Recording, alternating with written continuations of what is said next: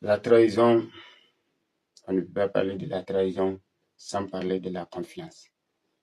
Car la trahison n'existera pas s'il n'y avait pas la confiance. C'est pourquoi on ne trahit jamais une personne qui t'a jamais porté confiance. Tu trahiras toujours une personne qui a eu confiance en toi. Alors c'est pourquoi je vais vous dire dans cette vidéo que lorsque tu te sentiras trahi, ce que tu dois faire et comment tu dois te comporter pour ne pas développer les conséquences de la trahison. Car les conséquences de la trahison sont énormes. Mais le traître oublie, le traître s'en moque éperdument de la conséquence de sa trahison. Parce que lorsque quelqu'un te porte confiance, il a misé sur toi, il s'attend à toi, tu arrives à le décevoir, c'est blessant, ça fait très mal. Mais le traître le fait volontairement. Il le fait dans deux cas. Soit c'est pour te rabaisser ou pour te déconcentrer sur tes objectifs. Alors lorsque tu te sentiras trahi, ce que tu dois faire, tu dois tout simplement tourner la page et continuer ton chemin. Sinon, vouloir chercher le pourquoi. Non seulement tu vas mettre ta confiance en personne en question, mais aussi tu vas te culpabiliser pour rien, en oubliant que le traître n'est que tout simplement un manipulateur. Et le manipulateur ne voit que son intérêt. Le manipulateur s'en moque les conséquences de sa trahison, de sa manipulation.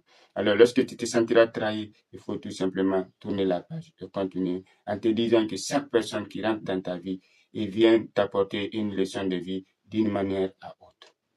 Sinon, en voulant chercher le pourquoi, tu vas te poser des questions et tu seras obligé de répondre aux questions. Mais comme c'est toi qui es vraiment blessé, tu es dans une période de confusion, alors tu ne trouveras jamais la réponse à tes questions. Tu vas te confier à une personne. Et si la personne ne serait pas la bonne personne, alors tu aggraves le problème tout simplement. Parce que tous ceux dont qui rient avec toi ne sont pas forcément avec toi. Et si aussi tous ceux dont tu as confiance ne sont pas forcément des personnes dignes de confiance. Si c'était le cas, le premier n'allait pas te trahir. Alors, en voulant chercher la réponse de pourquoi il m'a fait ça, tu vas peut-être aller te confier à une mauvaise personne qui va encore te faire le pire plus que le premier traître. Alors, c'est pourquoi, lorsque tu te sentiras trahi, il faut tout simplement tourner la page et continuer. Car en voulant chercher de gauche à droite, tu vas donner la chance au traître de continuer son travail. Tu vas lui donner la victoire. Alors si tu ignores, tu fais comme si rien n'était, il se sentira vaincu. Au lieu de se sentir vainqueur, il se sentira vaincu. Parce qu'il se dira que vraiment, telle personne n'avait même pas de considération pour moi. Sinon, si réellement il avait misé sur moi à 100%, il allait se sentir mal. Parce que n'oublie pas que l'objectif du traître, c'est ça. C'est ça. Soit te rabaisser devant des personnes qui ont plus de confiance en toi, ou te déconcentrer sur ton objectif. C'est pourquoi de nos jours, la plupart des gens ne sont pas dignes de confiance. Comme disent certains chanteurs que quand tu veux t'engager dans une relation, que ce soit une relation professionnelle ou une relation amoureuse, il faut rentrer avec un pied. Et laisse l'autre pied de l'autre côté qui sera ta sécurité. Alors, quand vous vous sentez trahi, ne vous blâmez pas. Parce que cela ne changera pas un traître. Ne vous blâmez pas. Dites-vous tout simplement que cette fois-ci, vous avez appris d'une personne dont vous avez confiance.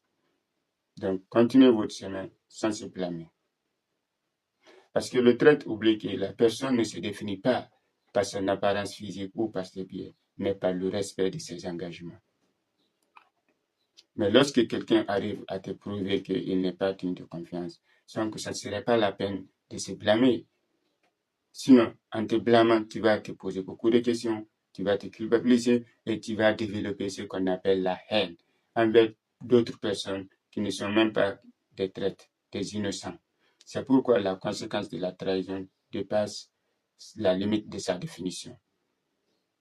Oui, le traître t'a déçu. Pour lui, c'est passé, mais c'est pas passé. Parce que toi, tu te sentiras mal. Et les nouvelles personnes qui viendront à toi, si c'est dans un cadre professionnel, tu vas avoir encore ce petit doute en toi qui te dira, et si c'était comme le premier. Donc, ça provoque ce qu'on appelle la méfiance. Tu vas toujours te méfier à des personnes peut-être qui vont t'apporter beaucoup de bonheur, qui vont t'apporter beaucoup de succès dans tes projets ou dans ta nouvelle relation. Mais malheureusement, les traces, les cicatrices du trait sont là, qui continuent à te ronger. C'est pourquoi, si l'acte se passe, si quelqu'un te trahit, il faut tout simplement tourner la page et continuer ton chemin.